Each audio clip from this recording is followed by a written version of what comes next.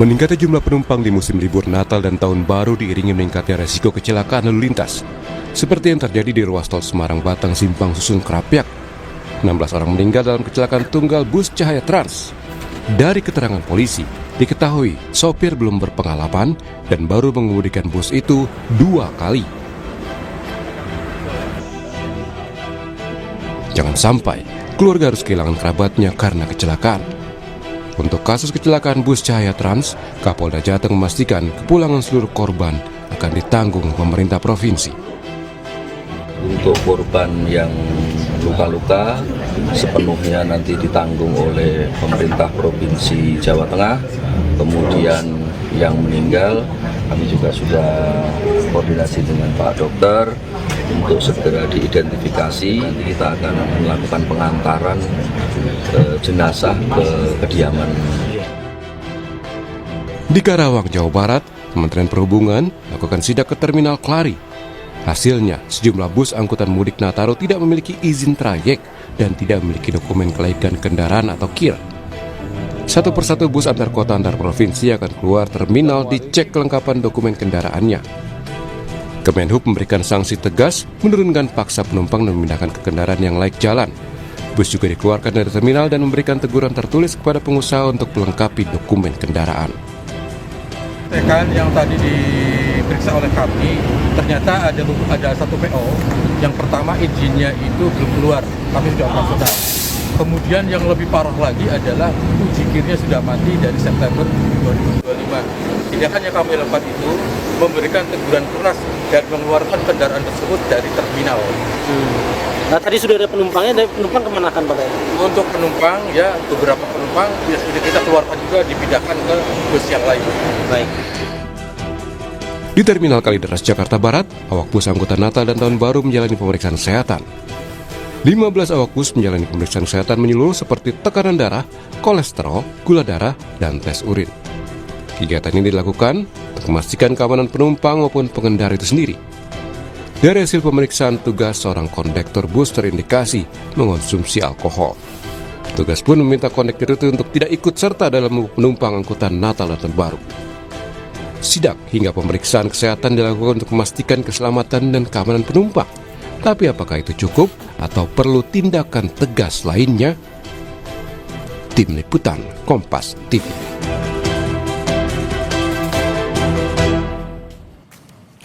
Saudara, kecelakaan bus Cahaya Trans yang menewaskan 16 orang jadi early warning kelayakan transportasi Nataru termasuk sang sopir.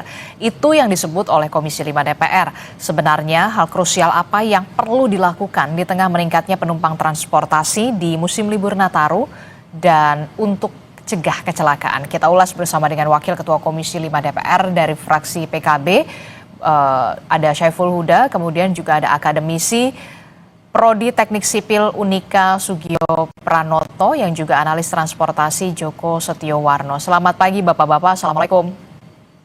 Waalaikumsalam warahmatullahi wabarakatuh. Selamat pagi Pak Joko. Pak Uda, Ya, Pak Disti. Bapak-Bapak, ini kita membahas soal bagaimana menjadi early warning begitu ya, menjadi peringatan tersendiri apa yang terjadi di peristiwa kecelakaan bus Cahaya Trans pada beberapa hari yang lalu. Tentu saja di musim libur Natal dan juga Tahun Baru, meningkatnya penumpang tentu menjadi perhatian khusus harusnya bagi penyedia jasa transportasi. Nah, saya mau ke Gus Huda dulu. Gus Huda, Anda sempat menyebut kecelakaan bus Cahaya Trans ini sebagai early warning soal kelayakan transportasi di masa Nataru. Jadi hal masif apa yang kemudian perlu dilakukan oleh stakeholder, semua stakeholder? Ya, sebenarnya ini peristiwa yang tidak beranjak dari evaluasi kita, mulai terkait dengan pelaksanaan Nataru maupun Lebaran. Jadi dua hal ini yang saya maksud adalah pertama terkait dengan kelaikan kendaraan. Jadi kita selalu menemui berbagai fakta di lapangan bahwa ada kelaikan kendaraan yang menjadi persoalan ketika ada kecelakaan. Nah, karena itu ini poin penting bagi kita semua, termasuk pemerintah. Saya kira harus mengambil langkah-langkah yang sifatnya masif dan terukur betul terkait dengan transportasi publik kita ini. Oke, langkah-langkah yang Yang kedua, sifatnya masif itu apa saja yang harus dilakukan segera oleh pemerintah, Gus Huda? ya kita minta rem cek terus dilakukan. Pemerintah dalam hal ini Kementerian Perhubungan datang langsung ke semua terminal bis di seluruh Indonesia, terutama di Jawa, memastikan kelaikan jalan, kelaikan kendaraan kita bisa dipastikan tidak ada masalah. Nah, rem cek ini menjadi penting sekali karena yang sudah kan kira-kira begini, demand-nya tinggi, PO bis kira-kira pada posisi ya apapun akan dikeluarkan armadanya walaupun posisinya sebenarnya tidak layak jalan. Itu yang saya sebut bis-bis zombie itu. Bahkan tidak hanya bis ya, termasuk mobil-mobil rentalan yang sudah saya kira berulang-ulang menjadi isu kecelakaan kita. Ini betul-betul menjadi zombie bagi publik pemakai kendaraan atau mobilitas masyarakat kita. Nah, yang kedua, Mbak, menyangkut soal kesehatan para sopir kita. Pengemudi. Jadi para pengemudi kita, jujur saja, relatif tidak terkontrol dengan situasi permintaan yang sangat tinggi, lalu jam kerjanya naik, risikonya kemudian kelelahan di jalan dan lagi-lagi kecelakaan karena faktor human error, dan ini sebenarnya bisa dipastikan pemerintah dalam hal Kementerian Perhubungan bisa bekerja keras untuk memastikan ini. Jadi jam kerja ini menjadi penting sekali. Satu sisi kadang mobil atau bis layak jalan, tapi saat yang sama begitu sopir menjadi misalnya kesehatannya tidak fit karena berulang-ulang harus bolak-balik karena permintaan cukup tinggi, itu akhirnya menjadi masalah. Jadi dua hal ini menjadi sangat penting Krusial. Sekali, krusial banget. Oke, saya tertarik. Banyak sekali bus-bus zombie yang kemudian masih dioperasikan, yang sebenarnya ibaratnya sudah seharusnya mati begitu ya, tidak layak untuk beroperasi, tapi kemudian masih dioperasikan. Itu yang kemudian menjadi pertanyaan saya, di mana pengawasan dari kementerian terkait begitu ya, yang punya kewenangan dalam hal ini adalah Kementerian Perhubungan, termasuk juga soal bagaimana kesehatan, kemudian juga jam kerja dari para awak bus pengemudi begitu ya, yang banyak sekali yang overtime begitu ya. Jadi dua faktor ini kemudian ketika dikombo ini ibaratnya menjadi double kill begitu ya, Gus Huda dan juga. Betul. Nah, saya ingin tanya ke Pak Joko. Pak Joko, ini kalau misalkan kita lihat ada bus zombie, kemudian juga ada juga tidak diperhatikan soal awak busnya. Kemarin kita lihat sopir cadangan yang kurang lihai, baru beberapa waktu bisa mengemudikan bus begitu. Ini menjadi perhatian tersendiri, dan apa yang harus dilakukan oleh pemerintah dalam hal ini adalah Kementerian Perhubungan yang punya kewenangan soal pengawasan yang harus ekstra ketat. Ya, setidaknya itu kalau kami melihat dengan banyak kejadian seperti ini dan nampaknya tidak berkurang ya, terus berulang-ulang, ini ada 5 hal harus dilakukan Kementerian Perhubungan. Yang pertama itu mengaktifkan kembali Direktorat Keselamatan Transportasi Darat yang dulu pernah ada, itu sudah hilang. Artinya ini kan tidak fokus lagi siapa yang bertanggung jawab gitu kan. Yang kedua, ini pemangkasan untuk anggaran keselamatan.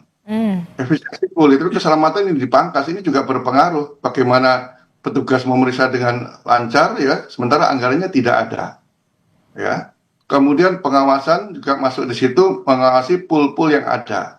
Kami sudah mengingatkan sebenarnya sudah lama agar pool-pool bus itu kebijakan lama, itu diawasi oleh Korsatpel terminal yang terdekat ya. Tapi karena anggaran tidak ada, tidak masuk ke kebijakan, ya akhirnya banyak yang lolos, seperti apalagi kita tahu bis yang kejadian itu dia istilahnya itu mencicil penumpang sepanjang jalan, dia cari penumpang ya. Kemudian yang ketiga, keempat itu ada namanya sistem manajemen keselamatan angkutan umum. Itu program cukup bagus.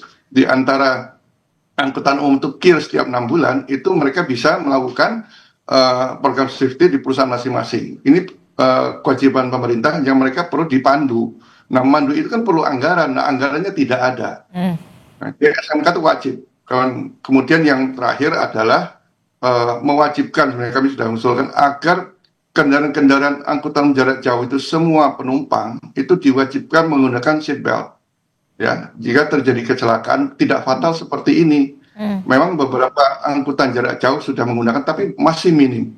Karena saya juga sering menggunakan angkutan jarak jauh juga, jadi saya paham kalau perusahaan, tapi tidak sampai 5 kalau perusahaan mewajibkan itu. Jadi kami suruh menggunakan. Memang nyaman, tapi ini tidak dilakukan. Setidaknya 5 hal itulah yang harus diperhatikan pemerintah jika kita ingin mengurangi angka kecelakaan. Karena darat itu cukup tinggi. Bayangin ya, di Direktorat Jenderal Perkeretaapian yang angka kecelakaannya sangat menurun, itu masih ada Direktorat Keselamatan. Bahkan di operator PT Kereta Api juga punya keselamatan. Sementara darat tidak ada sama sekali. Sudah tidak ada, otomatis anggarannya juga sangat minim, efisiensi lagi lebih minim lagi. Gitu. Oke, jadi yang perlu di-underline adalah kalau dari Pak Joko, ya aktifkan saja lagi Direktorat Keselamatan Transportasi Darat begitu ya. Jangan kemudian anggaran untuk keselamatan ini kemudian dipangkas begitu ya. Karena kalau kita mau transportasi ya keselamatan itu yang utama. Nah, ini menjadi masukan tersendiri, Gus Huda. Bagaimana Anda melihat ini soal mendorong pengaktifan kembali Direktorat Keselamatan Transportasi Darat, termasuk juga soal anggarannya, anggaran keselamatan begitu ya, Gus Huda? Setuju saya kira apa yang disampaikan oleh Pak Joko, bagian dari pemerintah memastikan, dalam ini Kementerian Perhubungan, memastikan semua layanan kendaraan transportasi publik kita betul-betul tidak menjadi neraka bagi para pengguna. Ini penting banget ya. Jadi saya pada posisi kira-kira begini, Mbak Adis. Jadi transportasi publik kita ini betul-betul perlu dilakukan semacam perubahan yang cukup fundamental, baik udara, darat, laut, karena ini terus berulang dan frekuensinya cukup tinggi sekali. Nah, memang jujur harus diakui ada situasi di mana Kementerian Perhubungan memang masih butuh support anggaran memang Pak Joko. Hari ini dari anggaran yang tersedia memang mereka masih butuh banget alokasi anggaran yang memastikan semua kinerja menyangkut soal audit kendaraan publik kita bisa terselenggara dengan baik. Kita akan terus upayakan Pak Joko untuk memastikan ini bisa berjalan dengan baik. Tapi dalam jangka pendek ini, Mbak, hasil rapat kerja kami dengan Kementerian Perhubungan sebenarnya pada posisi sudah terus kita dorong untuk concern betul memastikan, mengantisipasi berbagai persoalan menjelang Nataru ini. Tahun ini diperkirakan hampir ada sekitar 119,5 juta. Jadi angka yang cukup besar dan mereka harus selamat semua. Karena itu kita ingin keterbatasan anggaran yang dimiliki oleh Kementerian Perhubungan itu dilengkapi, digenapi dengan sinergi kerjasama dengan semua pihak, dengan pihak kepolisian, dengan pihak Pemda, kabupaten kota, memastikan supaya titik-titik rawan yang selama ini menjadi faktor kecelakaan, misalnya di tempat-tempat dekat destinasi wisata, pasar tumpah, simpang tol di berbagai tempat, saya kira ini perlu dikerjasamakan secara baik dengan pemerintah daerah, dengan pihak kepolisian, gitu. Karena rata-rata memang persoalannya ada di titik-titik rawan itu, dan itu berulang setiap tahun. Nah, sekali lagi, semua kritik dari Pak Joko kita akomodir. Saat yang sama dalam jangka pendek Nataru ini, kita ingin pemerintah, dalam ini Kementerian Perhubungan, memastikan keterbatasan anggaran ini bisa dikerjasamakan dengan semua stakeholder. Oke, tidak hanya soal masa libur Natal dan juga Tahun Baru, tapi kemudian kita juga punya PR besar begitu ya, hanya selang beberapa bulan ini sudah puasa Ramadan. kemudian juga ada mudik lebaran yang kita tahu pergerakan manusia di sana, pergerakan orang di sana jauh lebih besar begitu ya, Gus Huda. Ini tentu saja harus menjadi apa ya? Harus ada mitigasi gitu ya, jangan sampai kemudian ketika ada peristiwa barulah kita membahas seperti ini begitu ya. Dan ini ibaratnya patternnya berulang lagi, yang soal sopir cadangan yang tidak lihai atau kemudian supirnya mengantuk begitu karena memang overtime, termasuk juga remblong, itu juga jadi salah satu penyumbang angka kecelakaan begitu. Nah, perubahan fundamental apa yang kemudian didorong oleh komisi Anda untuk bisa menjembatani untuk ada perubahan di Kementerian Perhubungan ini? Ya, lagi-lagi memang semua isu sebenarnya sudah terus kita bahas setiap kali menghadapi momen-momen besar di Indonesia ini. Termasuk yang tadi saya sampaikan menyangkut soal rem cek, harus dipastikan rutin pemerintah menyelenggarakan itu supaya pihak teman-teman jasa pelayanan kendaraan publik ini, dalam hal ini beberapa PO juga concern betul saat yang sama terkait dengan isu ini. Dan isu soal kesehatan juga itu penting, terutama terkait dengan kesehatan awak kendaraan ya. Dan sekali lagi mau gini Mbak, memang karena sistem dan ekosistem transportasi publik kita ini belum tercipta dengan baik. Memang dalam situasi begini, mau tidak mau memang akhirnya kita menghimbau, mengajak kepada semua penyelenggara transportasi publik supaya betul-betul tidak kejar setoran. Karena kunci yang menjadi persoalan selama ini setiap kali menghadapi hari-hari besar seperti Nataru, Hari Raya, Idul Fitri dan seterusnya, itu adalah kejar setoran. Nah, karena itu kita juga meminta teman-teman sopir, walaupun PO-nya mengizinkan karena kejar setoran, tapi kalau dirasa tidak siap karena kesehatan, karena jam kerja yang terlalu overload, kita berharap sopir juga mengantisipasi karena ini demi keselamatan penumpang kita. Oke, tapi kemudian begini yang jadi pertanyaan saya, sebenarnya Kementerian Perhubungan punya sanksi yang begitu tegas tidak sih kepada PO-PO bus ini yang kemudian mempekerjakan awak busnya yang sampai overtime, bahkan sopir cadangan yang baru berapa hari udah bawa bus begitu ya. Pelaksanaan di lapangan itu kalau dari Pak Joko sendiri menilainya ada ketegasan nggak sih, Pak Joko? Ya, kalau melihat kondisinya masih seperti biasa aja. Apalagi PO ini kan PO yang baru ini sebenarnya. PO baru, saya juga baru mengenal. Biasanya ya karena kita berkecimpung di transportasi darat, paham lah PO-PO yang cukup bagus ya. Ini tiba-tiba kok muncul yang baru, rupanya saya dapat informasi bahwa mereka tuh juga belum mengurus perizinan. Perizinannya juga susah sekali katanya. Nah itu saya coba tanya perusahaan-perusahaan yang baru, jangan OSS itu sangat menyulitkan, ini sistemnya aplikasi tapi menyulitkan buat mereka. Sementara mereka ini kan mungkin take over dari perusahaan-perusahaan angkutan yang sudah ada ya, yang mau bangkrut mereka take over, harus mengurus izin baru lagi. Di sisi lain kok demandnya ada, mereka jalankan. Nah kaitannya pemeriksaan kesehatan, sebenarnya pemeriksaan kesehatan di terminal itu mestinya rutin. Untuk supir ya, tidak hanya Nataru atau mudik, rutin setiap mau berangkat. Bahkan kami mengusulkan agar di rest area jalan tol juga itu disediakan.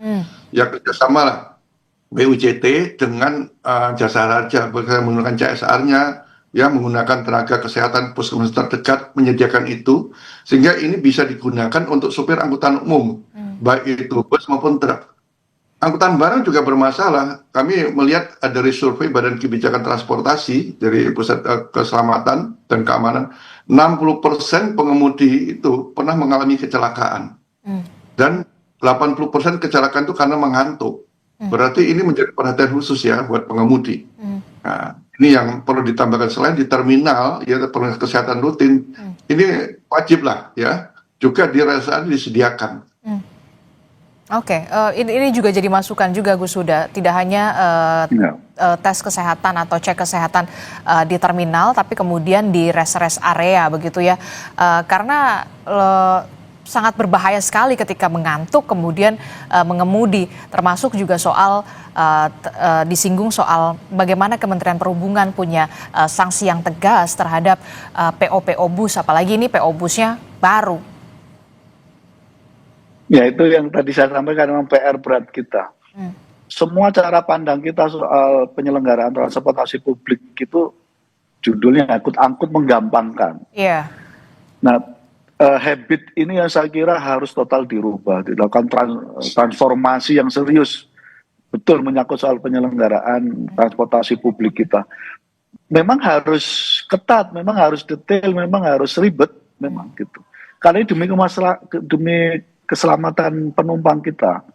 Jadi apa yang disampaikan oleh Pak Joko menyangkut soal misalnya cek kesehatan di terminal tidak cukup, tapi harus dilaksanakan di rest area atau di tempat tertentu setiap 4 jam sekali harus berhenti untuk sopir itu supaya tidak mengantuk. Ini standar internasional yang kira-kira memang semestinya sudah harus ditaati oleh semua pihak, harus dilakukan oleh semua pihak. Karena sekali lagi memang transportasi publik memang ya harus ketat begitu, yang harus detail begitu, ya harus rigid semacam itu. Nah, karena itu paradigma yang selama ini menggampangkan, lalu melahirkan kendaraan zombie, human error, karena tadi 80% misalnya Pak Joko menyampaikan karena ngantuk, itu semua terjadi karena kita relatif menggampangkan segala sesuatu. Saya setuju penegakan menyangkut soal semua yang melanggar, saya kira pemerintah melalui Kementerian Perhubungan harus tegas. Sekali lagi demi keselamatan pengguna transportasi publik kita, dan ini adalah kelas menengah bawah yang harus kita lindungi dari kecelakaan. Oke, seharusnya peristiwa-peristiwa semacam kemarin PO Cahaya Trans begitu ya, itu tidak bisa saja tidak terjadi kalau memang antisipasinya, pencegahannya itu ada pengawasan yang ketat dari yang punya kewenangan begitu ya. Saya terakhir saya ingin ke Pak Joko. Pak Joko, kalau saya tanyakan ada 3 poin krusial yang segera harus dibenahi oleh Kementerian Perhubungan. Tidak hanya di masa Natal dan Tahun Baru, tapi beberapa bulan lagi juga kita akan menghadapi bulan Ramadan dan juga ada mudik Lebaran. Apa yang harus segera dievaluasi dan harus diperbaiki? 3 poin krusial. Ya, saya pikir anggaran itu penting ya.